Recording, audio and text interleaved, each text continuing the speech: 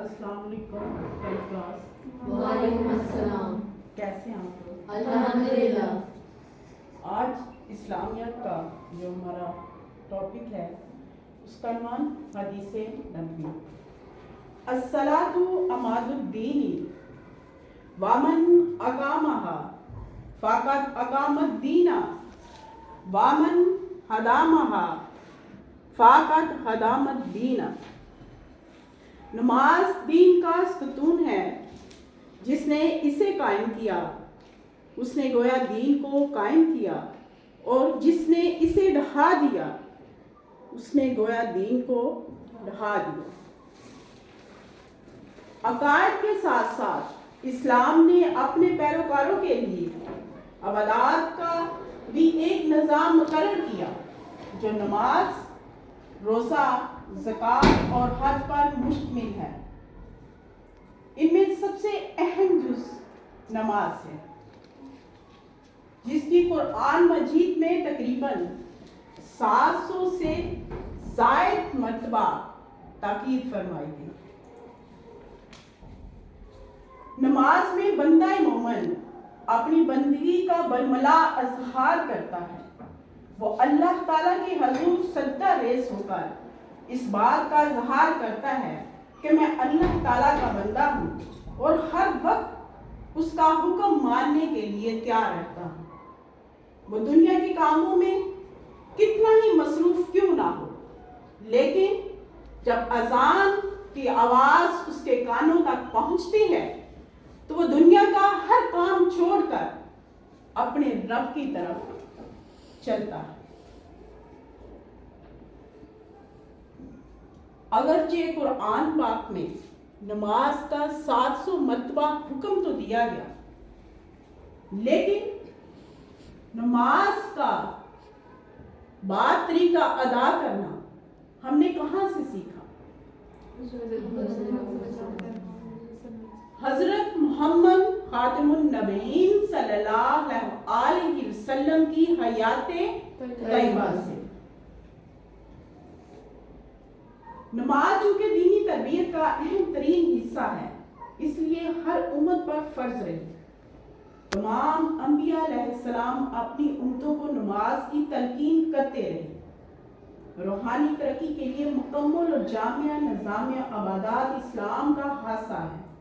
ان عبادات میں سب سے پہلی عبادت نماز ہے۔ نماز کی اہمیت و فرضیت کا اندازہ ہم ارشادات الہی سے لگا سکتے ہیں۔ وَأَقِیمُوا الصَّلَاةَ وَآتُوا الزَّکَاةَ وَارْکَعُوا مَعَ الرَّاکعِینَ۔ سورۃ البقرہ آیت نمبر 43 میں اللہ تعالیٰ کی ذات کا ارشاد ہے، نماز قائم کرو اور زکوٰۃ دیا کرو، رکوع کرنے والوں کے ساتھ رکوع کرو۔ پھر فرماتے ہیں سورۃ آیت نمبر 132 میں، وَأَمْرْ أَهْلَكَ بِالصَّلَاةِ وَاصْطَبِرْ عَلَيْهَا۔ اپنے اہل خانہ کو نماز ادا کرنے کا حکم دیجیے اور اس پر قائم رہو۔ اللہ تعالیٰ کی ذات نے نہ صرف انسان کو خود نماز ادا کرنے کا حکم دیا، بلکہ اپنے اہل و عیال، اپنے ساتھیوں اور اپنے ساتھ بیٹھنے اٹھنے والوں کو بھی نماز ادا کرنے کی تلقین کرنے کا حکم دیا۔ جب آپ کسی انسان کو نیک کام کرنے کی تلقین کرتے ہیں، جب تک وہ انسان اس عمل پر عمل کرتا ہے، جتنا ثواب اس انسان کو وہ نیک عمل کرنے پر ہوتا ہے، اتنا ثواب روز قیامت تک آپ کو بھی ہوگا۔ اور نماز واحد ذریعہ ہے رسائے الہی۔ اللہ تعالیٰ کو راضی کرنے کے لیے نماز ادا کرنا بہت ضروری ہے۔ مزید سورۃ ابراہیم میں آیت نمبر 31 میں اللہ تعالیٰ کی ذات فرماتی ہیں، قُلْ لِعِبَادِیَ الَّذِینَ آمَنُوا یُقِیمُوا الصَّلَاةَ۔ آپ میرے بندوں سے کہہ دیجئے جو ایمان لائے ہیں کہ وہ نماز قائم کریں۔ انسان اگرچہ لا الہ کہہ کر دائرہ اسلام میں داخل تو ہو جاتا ہے، لیکن تب تک وہ مومن نہیں کہلاتا جب تک وہ باقاعدگی سے نماز ادا نہیں کرتا۔ اور کون سا ایسا عمل ہے جو مسلمان اور مشرک میں فرق کرتا ہے؟ نماز ایسا عمل ہے جو ادا کرنے سے مومن اور کافر میں فرق کا پتہ چلتا ہے، لہذا ہمیں نماز پابندی سے ادا کرنی چاہیے۔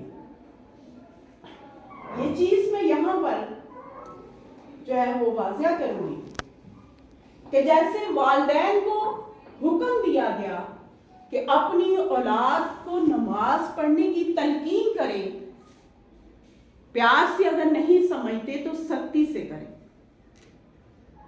تو اساتذہ کرام جن کو دین اسلام نے روحانی والدین کا رتبہ عطا کیا، تو تقریباً آدھا دن بچے جو ہیں وہ اپنے روحانی والدین کے ساتھ گزارتے ہیں۔ تو اس میں اگر اساتذہ کرام اپنے بچوں کو نماز کا پابند بنانے کی کوشش کریں تو میرے خیال میں یہ اس سے بڑا اور کوئی اہم کام نہیں ہوگا۔ چونکہ ہم روحانی والدین ہیں، ہمارا فرض ہے، تعلیم کے ساتھ ساتھ تربیت جو ہے وہ ضروری ہے۔ تو میری آپ سے یہ گزارش ہے کہ 5 وقت کی نماز ادا کریں، اللہ تعالیٰ کے حضور سجدہ کریں، کیونکہ اللہ تعالیٰ نے انسان کو نہ صرف پیدا کیا بلکہ اس کائنات کو تخلیق کیا، اور پھر نہ صرف تخلیق کیا، اس میں آپ کی ضروریات کی تمام نعمتیں بھر دی، تمام رنگوں سے بھر دیا، اس کو آپ کے لیے خوبصورت بنا دیا۔ ان کا شکر ادا کرنے کے لیے اللہ کے حضور سجدہ ریز ہوئے۔ اللہ تعالیٰ کو سجدہ کرنے والے، صبر کرنے والے، شکر کرنے والے اپنے بندے جو بے حد پسند ہیں۔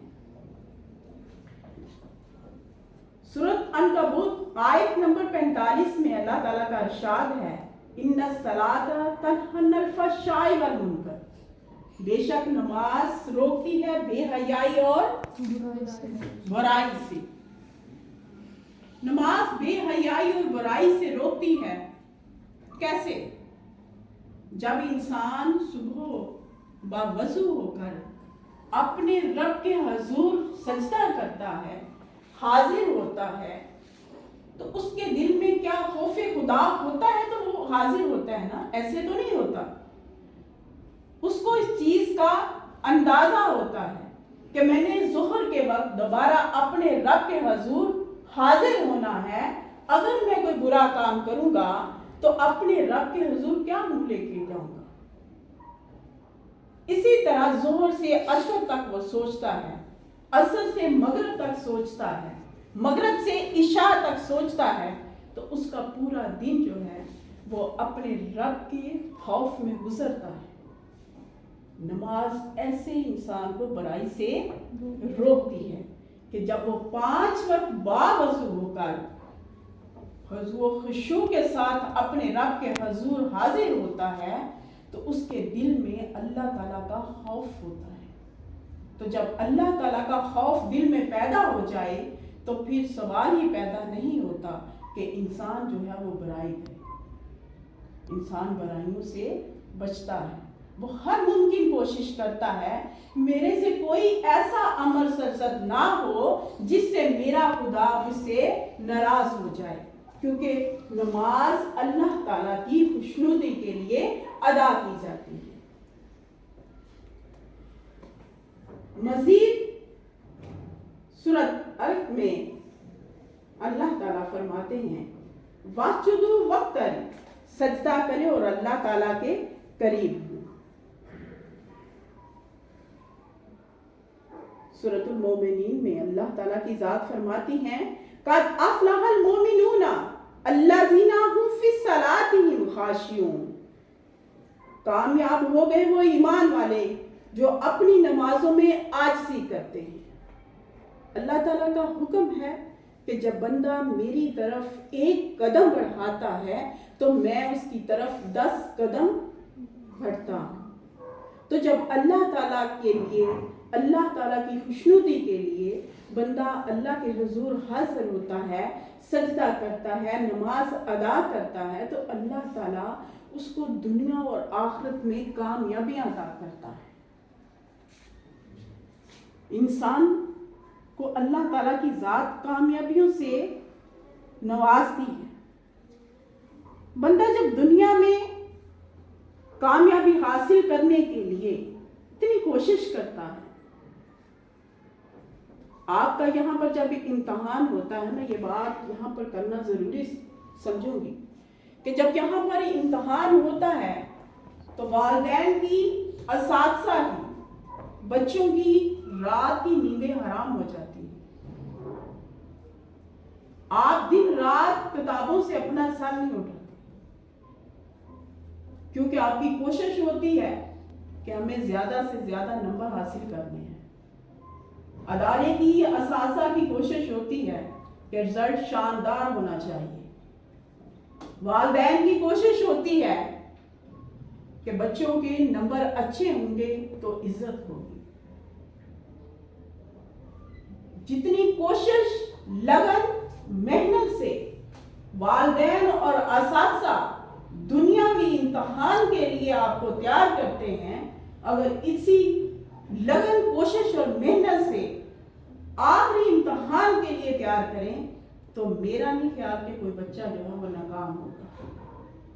ہماری دنیا بھی کامیاب ہو جائے گی اور ہماری آخرت بھی کامیاب ہو جائے گی۔ یہ کتابیں، یہ علم رسائے الہی، ماستے الہی کے لیے ہے کہ ہم علم حاصل کر کے ماستے الہی حاصل کریں، اللہ تعالیٰ کی ذات کو پہچان سکیں، اپنی دنیا میں آنے کا مقصد پہچان سکیں۔ اور جب صرف اس کا مقصد، پڑھنے کا مقصد نمبر حاصل کرنے اور اعلیٰ ملازمت حاصل کرنا ہی ہوگا تو پھر اس کا کوئی فائدہ نہیں ہوگا۔ یہ وقتی، عارضی اور دنیاوی فائدہ ہوگا۔ تو کیوں نہ وہ والا عمل اختیار کریں جس سے ہماری آخرت بھی سنور جائے اور ہماری دنیا بھی سنور جائے۔ جو علم حاصل کرتے ہیں اس پر عمل کریں، اس کو صرف امتحان کے لیے یاد نہیں کرنا، دنیاوی امتحان کے لیے یاد نہیں کرنا، اس پر عمل کرنا ہے۔ آج جس طرح ہمارا یہ ٹاپک نماز ہے تو یہ صرف پڑھنے کے لیے، یاد کرنے کے لیے یا پیپر میں سوال آئے گا تو اس کو اس میں لکھنے کے لیے نہیں ہے، اس پر عمل کرنا ہے۔ آپ نے 5 وقت کی نماز ادا کرنی ہے۔ وہ جو عادت آپ بچپن میں ڈال لیں گے وہ ساری زندگی آپ کے ساتھ رہے گی۔ جب ابھی سے آپ نماز پڑھنا شروع کر دیں گے تو آپ چاہ کر بھی نماز نہیں چھوڑ سکتے، کیونکہ جب بندہ اپنے رب کے ایک دفعہ قریب ہو جاتا ہے تو اللہ تعالیٰ اپنے بندے کو کسی صورت بھی خود سے دور نہیں ہونے دیتا۔ اللہ تعالیٰ بہت غفور الرحیم ہے، بہت کارساز ہے۔ تو نماز ادا کریں 5 وقت کی پابندی کے ساتھ۔ نبی پاک صلی اللہ علیہ وسلم نماز کے بارے میں فرماتے ہیں، جس نے جان بوجھ کر نماز چھوڑی اس نے کافرانہ روش اختیار کی۔ قیامت کے روز سب سے پہلے نماز کا حساب ہوگا۔ نبی کریم خاتم النبیین صلی اللہ علیہ وسلم نے فرمایا، سب سے پہلے بندے سے جس چیز کا حساب لیا جائے گا وہ نماز ہے۔ نماز ادا کرنا اللہ رب العزت کی خوشنودی کا سبب ہے۔ اللہ تعالیٰ نماز کی وجہ سے گناہوں کو معاف فرما دیتا ہے۔ نبی کریم خاتم النبیین صلی اللہ علیہ وسلم کا ارشاد ہے، 5 نمازوں کی مثال نہر کی طرح ہے، جس طرح پانی صاف ستھرا اور گہرا ہو جو تم میں سے کسی کے گھر کے سامنے سے گزرتی ہو۔ اگر دن میں 5 دفعہ آپ اس نہر میں नहा लेते हैं तो क्या कोई मैल कुचैल आपके जिस्म पर बाकी रह सकती है? सहाबा किराम ने फरमाया नहीं। तो फिर नबी पाक सल्लल्लाहु अलैहि वसल्लम ने फरमाया कि नमाज का भी यही हिसाब है। अगर 5 वक्त की नमाज अदा कर लेते हैं तो कोई गुनाह बाकी नहीं रहेगा। मजीद आपने मौसम खज़ा में टहनी पकड़कर पत्तों को झाड़ा और फरमाया कि जिस तरह खज़ां के मौसम में टहनी से पत्ते झड़ते हैं, ऐसे ही यमुन नमाज पढ़ने से आपके गुनाह झड़ जाते हैं।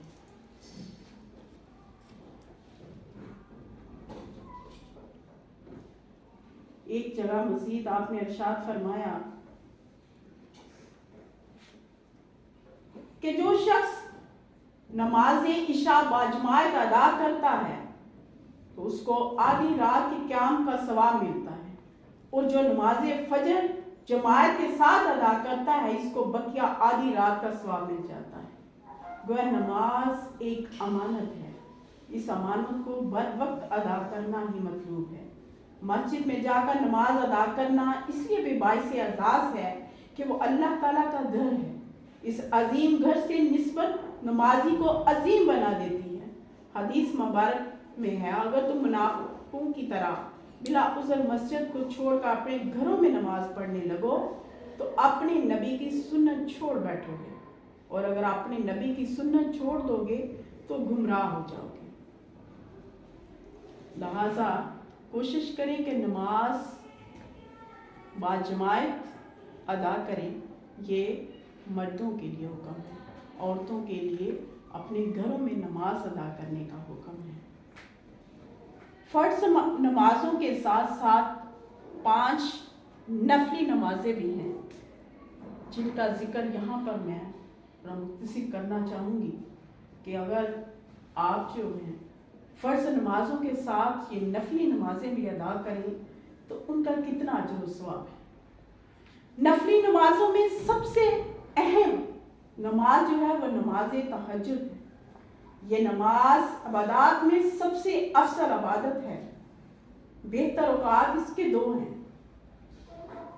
निस्फ़े शब, निस्फ़े शब का मतलब आधी रात, रात का दरमियानी हिस्सा, या आखिरी शब, रात का आखिरी हिस्सा। ये नमाज तन्हाई में अल्लाह ताला से मुलाकात का बेहतरीन जरिया और दरवाज़ा है। हदीस मुबारका में इसकी बहुत ज़्यादा फजीलत बयान हुई। रसूल अल्लाह ख़ातमुन नबीन सल्लल्लाहु अलैहि वसल्लम फरमाते हैं, फ़र्ज नमाज के बाद सबसे अफजल नमाज रात की नमाज। रात की नमाज से क्या मुराद? तहज्जुद की नमाज। नंबर 2 नमाज इश्तिराक। इस नमाज का वक्त तुलुए आफ्ताब से 20 मिनट बाद शुरू होता है। इस नमाज से कल्ब व बातन को सुकून इत्मीनान मिलता है। जिसने चाश्त की 12 रकतें पढ़ी, अल्लाह ताला उसके लिए जन्नत में सोने का एक महल तैयार फरमाएगा। नमाज अवाबीन। इस नमाज को मगरिब और इशा की नमाज के दरमियान में अदा किया जाता है। नबी पाक सल्लल्लाहु अलैहि वसल्लम का हुक्म है कि अगर किसी ने मगरिब की नमाज अदा की और इशा तक उसने कोई बुरी बात ना की तो अल्लाह ताला उसको 12 साल की इबादत का सवाब अता करेंगे। इसके बाद नमाज तौबा है, क्योंकि इंसान गलती का पुतला है। वो जानते ना जानते बहुत सी गलतियां करता है, और जब इंसान को एहसास होता है कि मैंने कोई गलती गुनाह किया तो बावजू होकर वो नमाज तौबा अदा करे, अल्लाह ताला उसको माफ़ फरमाएगा। नंबर 5 नमाज तस्बीह है। नबी पाक सल्लल्लाहु अलैहि वसल्लम ने हज़रत सैयदना इब्न अब्बास से फरमाया, ऐ चचा अब्बास बिन अब्दुल मतलब का, क्या मैं आपको कोई तोहफा पेश ना करूं जो तुम्हें खसलतों वाला बना दे? जब आप इन पर अमल करेंगे तो अल्लाह ताला आपके अगले पिछले कदीम जदीद अनजाने जाने में जितने गुनाह किए होंगे वो माफ़ फरमाएगा। नमाज तस्बीह का तरीका बयान फरमाया। اور آپ نے فرمایا کہ اگر آپ طاقت رکھتے ہیں تو اس کو روزانہ ادا کریں، اگر روزانہ نہیں تو جمعہ کے جمعہ ادا کریں، اگر ہر جمعہ نہیں تو ایک ماہ میں ادا کریں، اگر ایک ماہ میں نہیں تو ایک سال میں، اور اگر سال میں بھی نہیں تو زندگی میں ایک بار ضرور ادا کریں۔ اتنی اہمیت ہے اس نماز کی۔ تو آخر میں یہی کہوں گی کہ اللہ تعالیٰ ہمیں نماز کا پابند بنائے، ایسا پابند بنا دے کہ ہم نماز نہ ادا کریں تو ہم بے چین ہو جائیں اپنے رب کو ملنے کے لیے، ایسا مسلمان بنا دے کہ جو اللہ کو پسند آ جائے۔ آمین۔